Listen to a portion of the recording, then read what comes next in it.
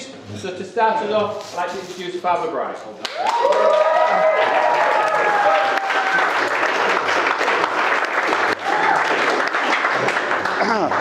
Hello everyone. For those that don't know me, my name's Simon. I'm the very proud father of the beautiful bride, Amy.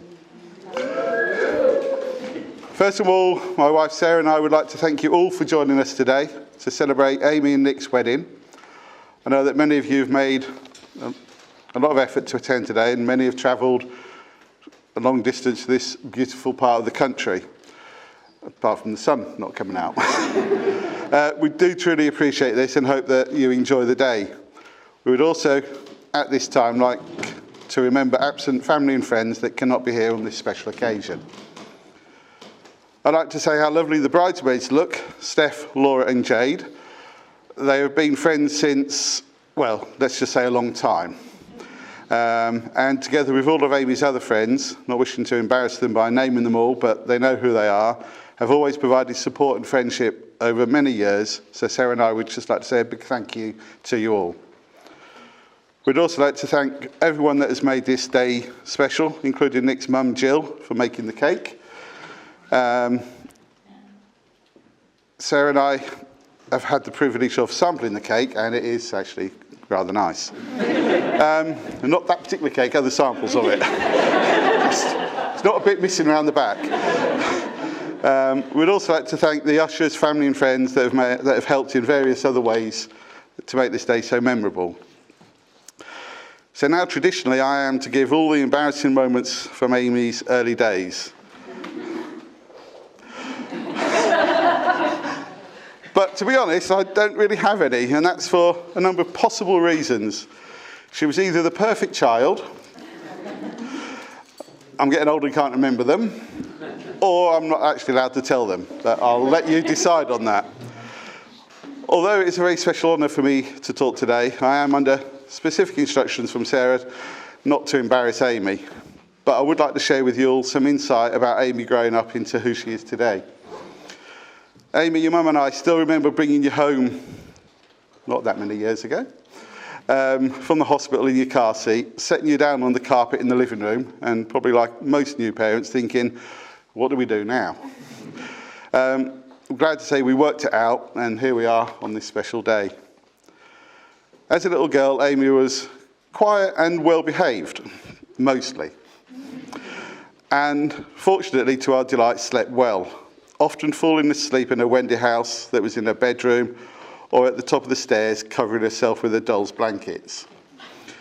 This was then followed by a series of tricky manoeuvres to pick her up and get her back into her own bed. Nick, I think you can still confirm now that she'll actually fall asleep anywhere. But hopefully, Amy, you will stay awake today to savour all the special moments that unfold. I can also remember watching Amy during those horse riding lessons, and on more than one occasion as she rode past on, well, I can only say were massive horses. They weren't ponies, they were up here somewhere. Or in fact, not seeing her riding past is sometimes she would suddenly fall off and just disappear from view. But she got back on again and carried on riding. On another occasion, she got bucked off a Shetland pony, which then kicked her, breaking her arm. I then had to ride quickly for what seemed like several miles on a tag-along with her little brother behind me. He was littler then. Just to confirm, I wasn't a bad parent. I didn't just leave her in the middle of the countryside. She was actually with her mother. One of Amy's few academic weaknesses was languages. Her spoken French GCSE was done at times in English, but of course, in true English style, with a French accent. In fact, I do also recall Amy saying that understanding Nick, to start with his Yorkshire accent, was a slight issue. But I'm glad to say that she's managed to grasp her understanding of Yorkshire better than her French. Amy's first job as a teenager, still at school, was with Clark's. She was, as I've said, quite shy. So we had to literally, and I mean literally, push her through the doors. to go to her interview. When she came home, she said she was asked for some strange reason what superhero she would be, to which she replied off the top of her head, Lara Croft. So Nick, you now have your very own superhero. Anyway, it must have worked because she got the job. Amy, you've achieved so much, not only being George's excellent big little sister,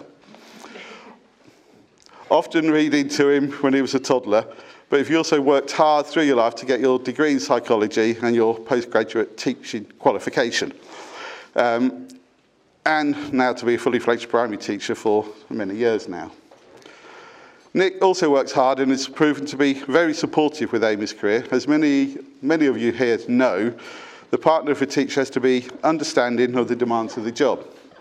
Step in sometimes as a teaching assistant, helping to cut, stick and paint various items at home for the children. Tasks not everyone would be willing to freely undertake.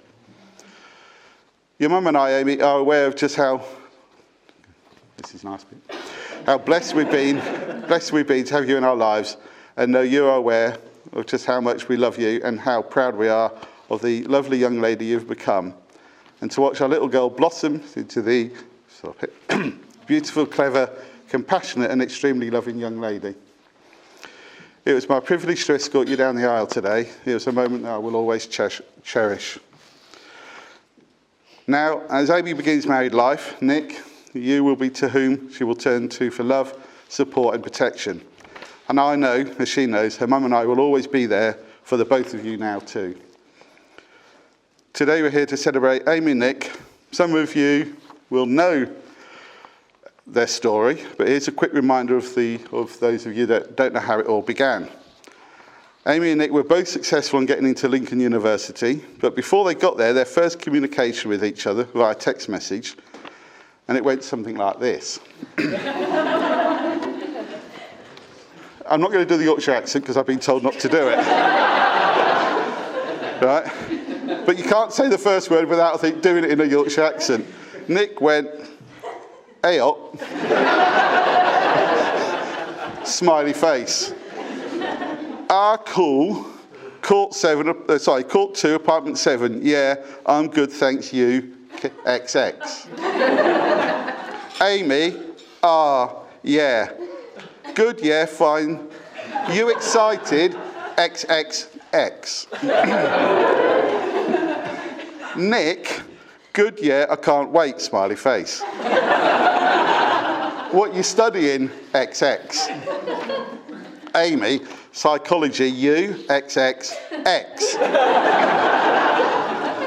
Nick, still not getting the hint here, which I'd like to point out.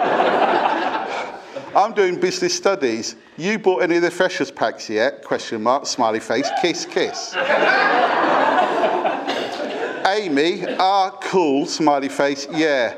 I got the silent one because I've not skated for years and thought that alcohol plus skates would end up with me breaking. LOL, you, XXX. So a slight theme here, kisses after each text and alcohol already mentioned, and that's even before they got to uni. They then met in person on the first day at Lincoln University, a few days later, as they were in the same hall and flat. And then they moved into a house after the first year with a few other friends. Amy even joined the university snowboarding ski club. Nick was the president of the club, and Amy later became the treasurer. She had never shown any interest in skiing before. Not entirely sure what the attraction was, but we do now. We have photographic evidence here, for those of you who'd like to see later, of Amy and Nick sitting together in the official photo. Who would have imagined that many years later we would be here today? However, there were telltale signs. As the one person's name that we heard most frequently when she came home from uni was Nick's. And that continued even after university. Sarah also happened to notice that Nick and Amy were in so many photos together from university. Amy's reply when Sarah mentioned this to her was, well, of course he was. What was the rest of it? I don't know. Ah. He was my bestie. And I believe it's come as no real surprise to everyone here that knows them that we're here today celebrating their wedding. What sort of life decisions they will make, especially those that you don't have any control over. What friends they will choose, who they will pick as a partner to share their life with. Will that partner love and care for them as well as you would? Will you approve? Well, for all it's worth, Amy, your mum and I think you've made an excellent choice in Nick. Joe and Jed, you should be proud of the young man that he's turned out to be. It's clear to see, Nick, that you have made Amy so happy. I think that was clearly visible today. And have shown her in various ways how much you love and support her. Sarah and I were honoured when Nick approached us to ask for Amy's hand in marriage. And what was really nice was that he knew that asking us is what Amy would have wanted. Nick, you made an excellent job of it. Of course, in jest, I said no. It wasn't personal. I was just trying to save Nick from pain and suffering. But then, I remembered Nick supports Leeds United, and I realised he must be used to this.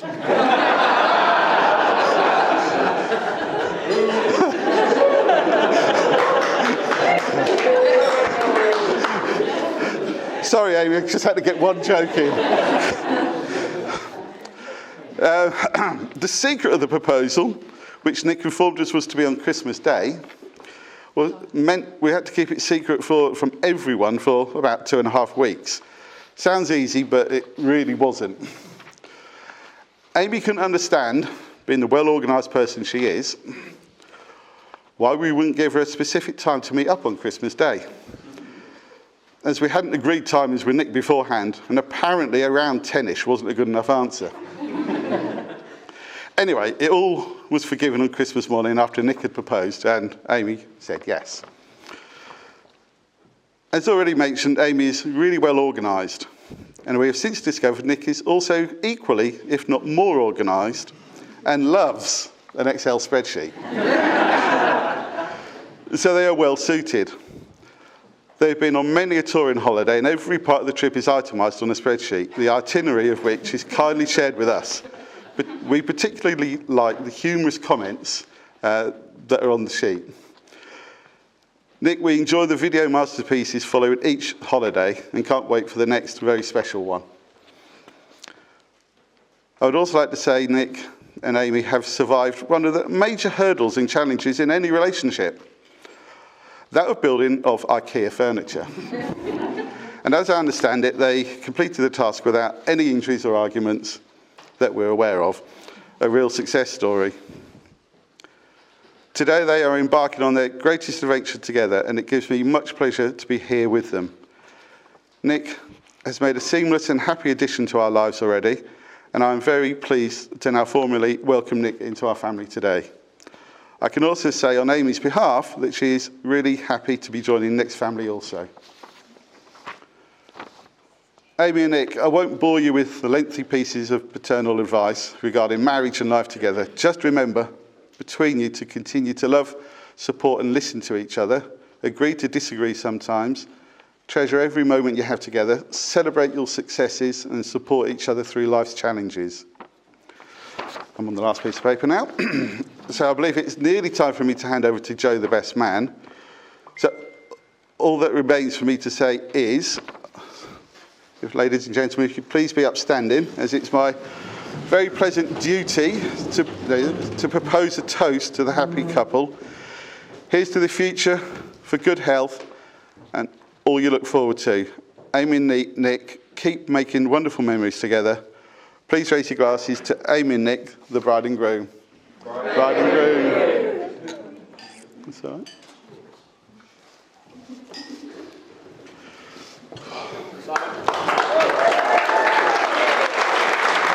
Thank you. Thank you. I know. You don't got this. You got this. Don't worry, Joe, it's one of the biggest moments of your life. You also do the No, you're all right, mate. Hi, everyone.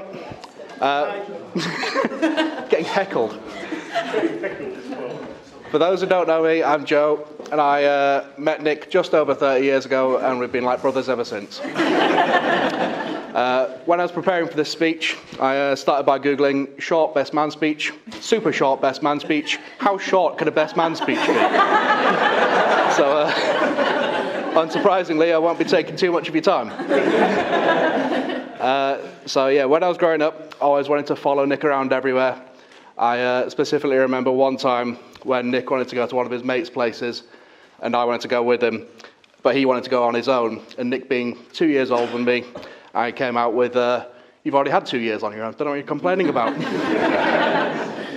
And then fast forward a few years later, followed him to university, to the same uni at Lincoln, and then we both ended up being presidents of the snow sports team. So it's a family business now. But yeah, it's at uni that I also had the pleasure of meeting Amy for the first time, who is always just the most kind person ever. Amy, you're looking beautiful today, by the way. Nick, you're all right. And then, yeah, fast forward on a few more years. It was during lockdown. I had my first suspicions of them getting together when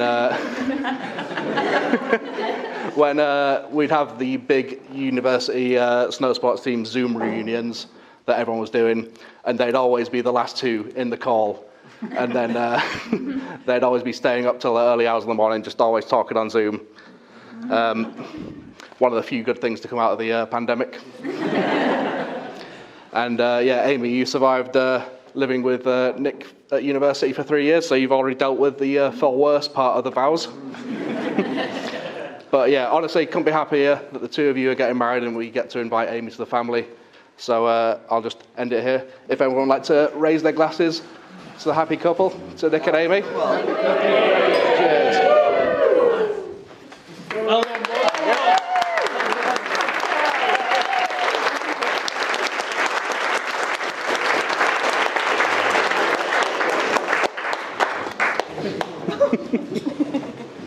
Good afternoon, everyone. Good afternoon. Firstly, I would like to thank Simon for his speech. Quiet. I'd like to thank Simon for his speech and for attempting to talk about me in a largely positive light. Not only was it a fantastic speech, but he delivered it on his own birthday.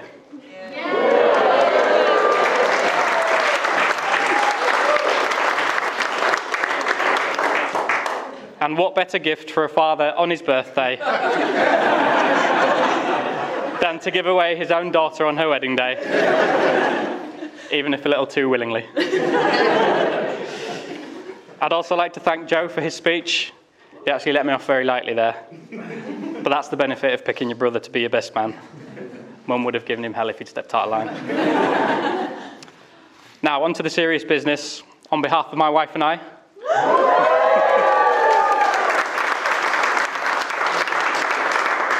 I'd like to welcome you all here today. We couldn't have imagined partying with a better bunch of people. So thank you all for coming to celebrate with us.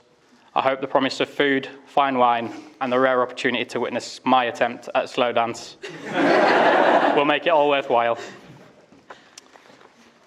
Now, if you didn't know, today is the climax to a 14-year relationship, one that's seen Amy and I go from the squalor of uni halls, Court 2, Apartment 7, to be precise, to the splendour of Raven Hall today. I like to think that the improvement in environments reflects our growth in social status. But who am I kidding? We'll all be kicked out at 10:30 in the morning. Until then, though, let's make the most of our surroundings. Please, everyone, join us today in letting your hair down, making a fool of yourself on the dance floor, and waking up craving a bacon sarnie in the morning. We want you all to have as much fun as we plan to. Now to my wife, Amy. You look absolutely incredible. Phenomenal. And right now I feel like the luckiest guy in the world. Thank you for agreeing to tolerate me for the rest of your life. I appreciate that it was a big ask. It's funny to think back to our student days, sharing a kitchen and arguing over whose turn it was to clean the toasty maker. Never imagining that one day we'd be here sharing our lives together and arguing over whose turn it is to clean the air fryer. To be fair, we don't argue so much about that. It's always me that cleans it. Despite meeting back in 2010, it actually took us a while to get together. We were friends for many years before I sent Amy a slightly booze-inspired text over lockdown to tell her that I'd always thought we'd make a great couple. Well, it looks like I was right. And Amy, I'd just like to add, I told you so.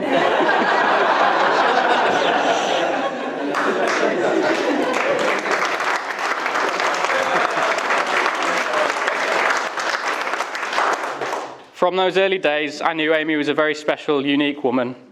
I'd never met anyone with such a strong dislike for baked beans, for a start. Or anyone who's so genuinely obsessed with penguins. Or anyone who goes into such a meltdown if her hunger and fatigue bars drop into the red. I always say she's like a real-life sim. And the truth is, I love her for it. Amy is one of life's special people. Her compassion and dedication are evident in the lovely messages and gifts that she gets showered with at the end of every school term. She is without a doubt a wonderful teacher, one who has to nurture unruly delinquents during the day, and then has to come home to another one in the evening. Amy has also taught me many things over the years. How to pack properly for a trip, for example. How to tell which clothes can and can't go in the tumble dryer. And she's even helped me overcome a lifelong fear of the Aldi checkout by teaching me how to write a proper shopping list and how to load the trolley in preparation for efficient bagging. There's no limit to this girl's knowledge. Honestly, those cashiers. I knew that I needed to marry Amy from the early days of our relationship, and I also knew that I needed to get the proposal just right, but I didn't. I bought a ring that was a couple of sizes too small, and we discovered that when, in a moment of pure joy and determination to get it to fit, we almost permanently attached it to Amy's finger, turning it a lovely shade of purple. Luckily, we subsequently got the ring resized, and it now seems to fit perfectly. No Vaseline needed today.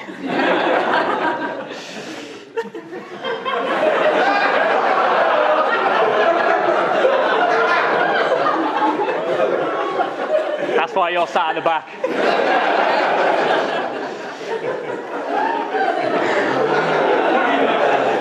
This special day is made all the more incredible with all of you being here, and I'd just like to thank a few very special people. Firstly, my new in-laws. Sarah and Simon, from the day I entered Amy's life, you've both shown nothing but warmth and kindness. The love that runs through your household is inspiring, and Simon, so is your dedication to cheesy dad jokes. Something that I can only hope to emulate one day.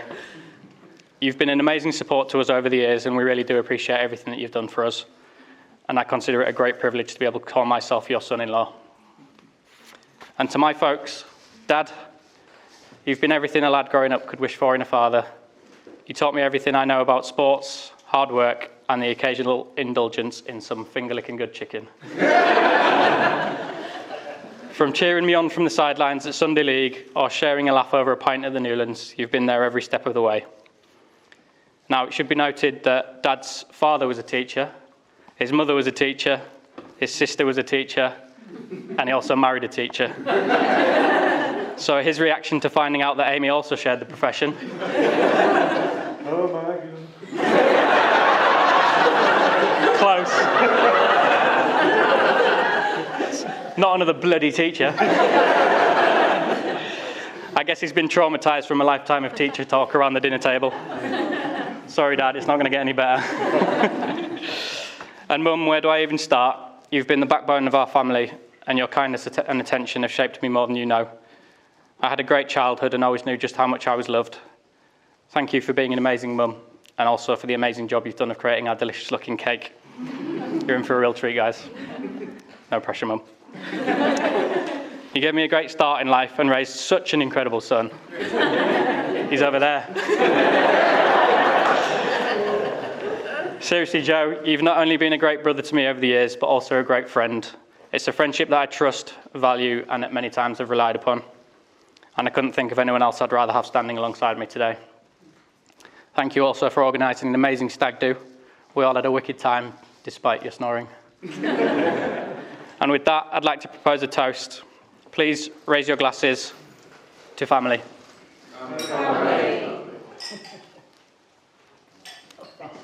A big thank you also goes out to my groomsmen, Will, Tom and Rob, who also happen to be my cousins. It would be rude of me to not also give cousin Susie a mention at this point, who didn't make the cut as groomsmen on account of not being a male. Sorry, Suze. Guys, thank you for all the good times that we've shared growing up together and for everything you're doing to help out today. Your loyal friendships really do mean the world to me, even though you stick with me for life by default. Here's to hoping that our cousinly camaraderie lasts through countless family gatherings and future shenanigans. Moving on to the bridesmaids, Steph, Jade and Laura. You've been great friends to Amy ever since those school days, and the fact that it feels like not a moment has passed since each time you meet up is a testament to the strength of those friendships. Amy always speaks so highly of you all, and she came back absolutely beaming from the hen do. So thank you for organising such an amazing send-off. Today, the wedding squad represent all the friends that Amy and I have been so lucky to have in our lives. And so on that note, I'd like to propose a toast. Please raise your glasses to the bridesmaids.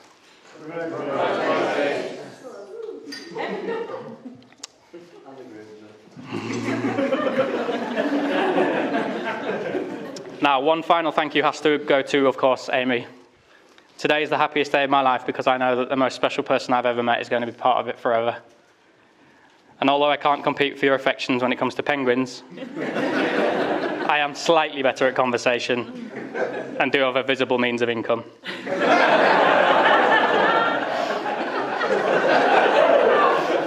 So in the long run, I should have the slight edge. So Amy, here's to a life filled with love and laughter and friends and family. Please everyone raise your glasses a final time to my beautiful wife, Amy.